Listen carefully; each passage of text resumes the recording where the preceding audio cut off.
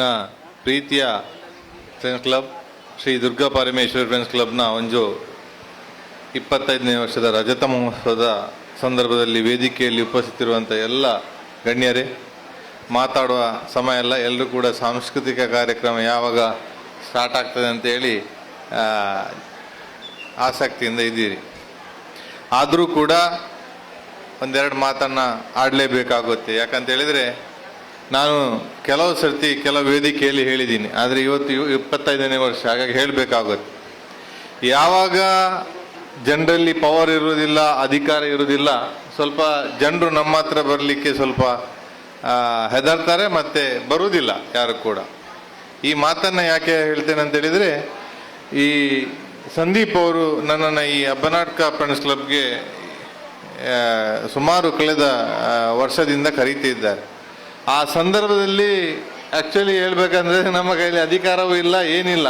ನಾವೆಲ್ಲಿಗಾದರೂ ಹೋದರೆ ನಮ್ಮನ್ನು ಕರೆದವರಿಗೆ ವಿರುದ್ಧ ಮಾತಾಡುವವರು, ವಿರುದ್ಧ ಮಾಡುವವರು ಅಂತ ಇದ್ದರು.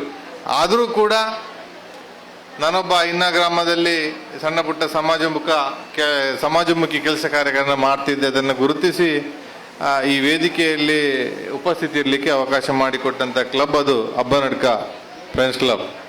ಈಗಾಗಲೇ ಹೇಳಿದ್ದೇನೆ, ನಾನು ಜೀವನದಲ್ಲಿ ತುಂಬ ಕಷ್ಟವನ್ನು ಅನುಭವಿಸಿದವ ಮತ್ತು ತೊಂದರೆಯನ್ನು ನೋಡಿದವ.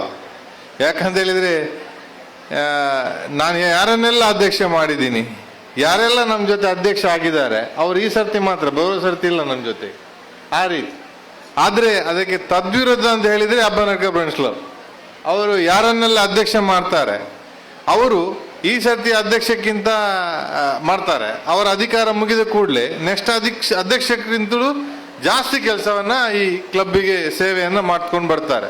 ಆದ್ರಿಂದ ಈ ಕ್ಲಬ್ ಇಷ್ಟು ಎತ್ತರಕ್ಕೆ ಬೆಳೀಲಿಕ್ಕೆ ಇವರ ಅನ್ಯೋನ್ಯತೆ ಸಂಬಂಧಗಳು ಕಾರಣವಾಗಿದೆ. ಆದ್ರಿಂದ ನಾನು ಈ ಕ್ಲಬ್ 25 ವರ್ಷ ಪೂರೈಸಿದೆ. ಖಂಡಿತವಾಗಿಯೂ ಇದು ನಿಲ್ಲುವಂಥದ್ದಲ್ಲ. ಇದು ನಾವು ಇನ್ನು ಸಂಖ್ಯೆ ಹೇಳಲಿಕ್ಕಿಲ್ಲ. ಎಷ್ಟರವರೆಗೆ ಭೂಮಿ ಇದೆ ಅಷ್ಟರವರೆಗೆ ಅಬ್ಬನಡ್ಕ ಫ್ರೆಂಡ್ಸ್ ಕ್ಲಬ್ ಇರುತ್ತೆ.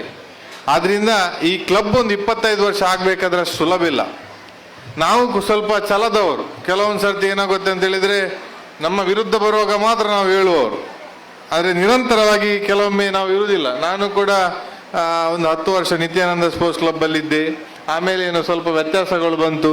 ಮೊನ್ನೆ ಏನೋ ಇದೆ, ಅದಕ್ಕೆ ಇನ್ನ ಫ್ರೆಂಡ್ಸ್ ಕ್ಲಬ್ ಅಂತೇಳಿ ನಾವು ಬೇರೆ ಮಾಡಿದೆ.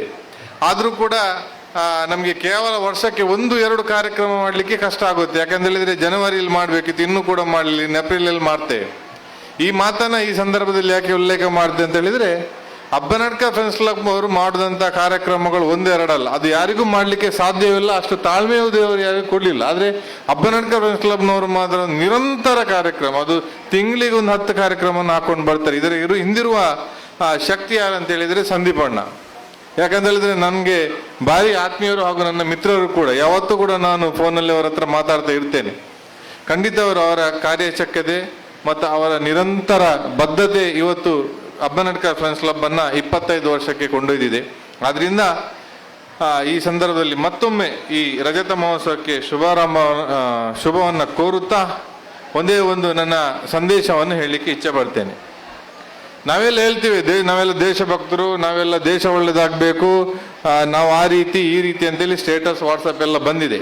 ನಾನೊಂದು ಹೆತ್ತವರಿಗೆ ಒಂದು ಮಾತನ್ನು ಹೇಳ್ತೀನಿ.